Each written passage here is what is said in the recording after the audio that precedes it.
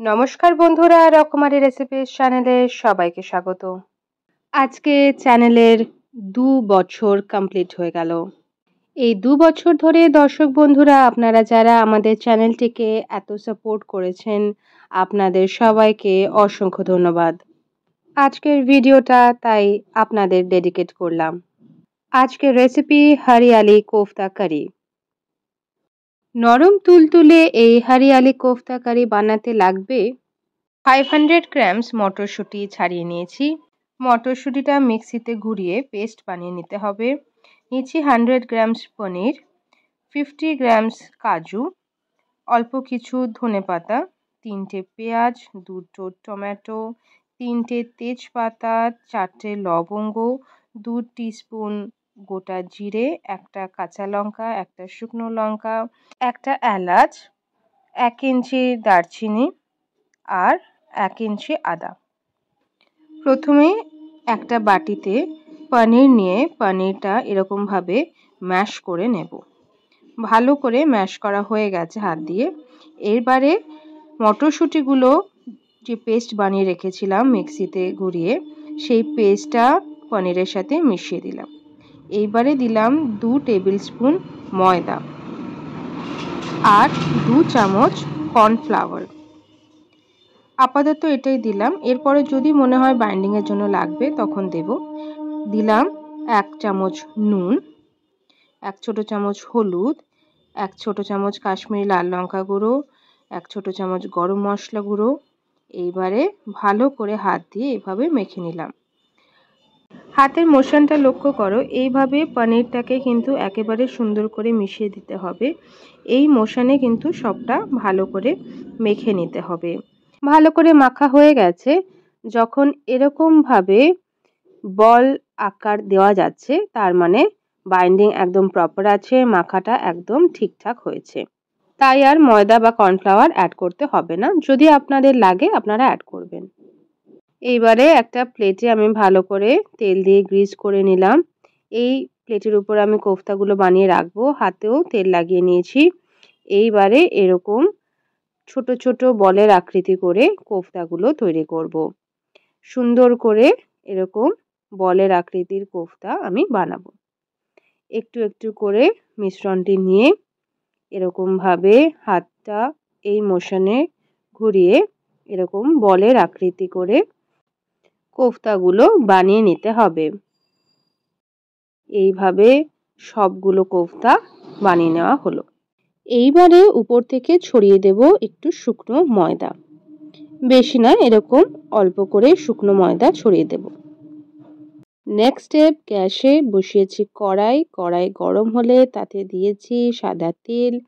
আর তেল গরম হওয়ার জন্য অপেক্ষা করব। ফ্লেম থাকবে হাই। আর তেল গরম হয়ে গেলে ফ্লেম কমিয়ে দেব মিডিয়ামে এবং একটা একটা করে কোফতা ভাজবার জন্য তেলে ছেড়ে দেব। দেখো কোফতাগুলো তেলে ছেড়ে দিলাম। ফ্লেম থাকবে মিডিয়ামে। একটা পিঠ হয়ে গেলে এরকম একটি চামচ দিয়ে আলতো করে অপর পিঠটি উল্টে দিতে হবে। একটু ধৈর্য ধরে ভাজতে হবে। ফ্লেম কিন্তু হাই করলে চলবে না, মিডিয়াম ফ্লেমেই সবটা ভাজতে হবে। নইলে উপরটা পুড়ে যাবে কিন্তু ভিতরটা কাঁচা থেকে যাবে। তাই খুব সাবধানে, এবং কোফতা বলগুলোও যথেষ্ট নরম, তাই খুব সাবধানে এগুলোকে এপিট ওপিট করতে হবে। অপর পিঠটা হওয়ার জন্য একটু ওয়েট করতে হবে। অপর পিঠটা মোটামুটি হয়ে এসছে। এইবারে আরেকটু আলতো করে একটু ওলট পালট করে নেব। ওলট পালট করবার সময় ভীষণ হালকা হাতে করব। এবারে একটু ফ্লেমটা হাই করে দেব রং ধরবার জন্য, এবং রংটা যেই গোল্ডেন এরকম হয়ে আসবে তখন এইভাবে তেল থেকে কোফতাগুলো তুলে নেব একটা প্লেটে। তেল থেকে কোফতাগুলো তোলবার সময়ও খুব সাবধানে তুলতে হবে যাতে ভেঙে না যায়। এরকম আলতো হাতে তেল ঝরিয়ে কোফতাগুলো একটি আলাদা প্লেটে তুলে নেব। সবগুলো কোফতা ভাজা হয়ে গেছে। এবার বানাবো কারি। যে তেলে কোফতা ভাজলাম সেখান থেকে এক্সেস তেল তুলে রেখেছি, এবং কারির জন্য যে তেল লাগবে সেটুকু রেখে তার মধ্যে দিলাম তেজপাতা, দারচিনি, কাঁচা লঙ্কা, শুকনো লঙ্কা, এলাচ, লবঙ্গ, গোটা জিরে, 1 কুচি আদা। এবারে সবটা একটু নাড়াচাড়া করে সুন্দর গন্ধ বেরোলেই পেঁয়াজ কুচিয়ে রেখেছি, 3টে পেঁয়াজ কুচিয়ে রেখেছি, সেই পেঁয়াজ কোচানো দিয়ে দিলাম। এইবারে একটু নাড়াচাড়া করতে হবে। দিয়ে দিলাম কুচিয়ে রাখা টমেটো দুটো এবং কাজু বাদাম, ধনেপাতা, ছোট 1 চামচ নুন, 1 চামচ হলুদ, 1 ছোট চামচ শুকনো লঙ্কা গুঁড়ো, 1 ছোট চামচ কাশ্মীরি লাল লঙ্কা গুঁড়ো, 1 ছোট চামচ গরম মশলা গুঁড়ো। এবারে মিডিয়াম ফ্লেমে সবটা ভালো করে নাড়াচাড়া করতে হবে। লক্ষ্য একটাই, পেঁয়াজ আর টমেটো গুলো যেন নরম হয়ে যায়। একটু নাড়াচাড়া করার পরে পেঁয়াজগুলো তো নরম হয়ে গেছে, কিন্তু টমেটোগুলো এখনো একটু নরম হওয়া বাকি আছে। তাই সামান্য পরিমাণ জল দিয়ে 2 মিনিট মতো ঢেকে রাখবো। ঢেকে রাখবার আগে একটু নাড়াচাড়া করে নিলাম। এইবারে একটু ঢেকে 2 মিনিট মতো রাখবো। 2 মিনিট মতো মিডিয়াম ফ্লেমে ঢেকে রাখার পরে খুলে দেখলাম টমেটোগুলো এবারে কিন্তু একদম নরম হয়ে গেছে। এই যে মশলাটা বানানো হলো, এটাকে এবারে ঠান্ডা হওয়ার জন্য অপেক্ষা করতে হবে। কড়াই থেকে একটি পাত্রে বার করে নিলাম। অপেক্ষা করব ঠান্ডা হওয়ার জন্য। ঠান্ডা হয়ে গেলে একটি মিক্সার জারে এটিকে এইভাবে পিষে পেস্ট বানিয়ে নিতে হবে। একটা স্মুথ পেস্ট এরকম তৈরি করতে হবে। এইবারে গ্যাসে বসাবো কড়াই। কড়াই গরম হলে দিলাম 1 চামচ ঘি। ফ্লেম থাকবে মিডিয়ামে। ঘি মেল্ট হওয়া অবধি একটু ওয়েট করতে হবে। ঘি মেল্ট হয়ে গেলেই তাতে দিয়ে দিলাম 1 ছোট চামচ গোটা জিরে। গোটা জিরে একটু সুন্দর ভাজা ভাজা গন্ধটা বেরোনো অবধি অপেক্ষা করতে হবে 1 মিনিট মতো। সুন্দর গন্ধ যেই বেরোবে অমনি এই যে পেস্টটা বানিয়েছি, কারির যে পেস্টটা বানিয়েছি সেটা ঢেলে দিলাম। ভালো করে জল দিয়ে সমস্ত পেস্টটা এরকমভাবে কড়াইতে ঢেলে নেব। ভালো করে সবটা নাড়াচাড়া করে নেব।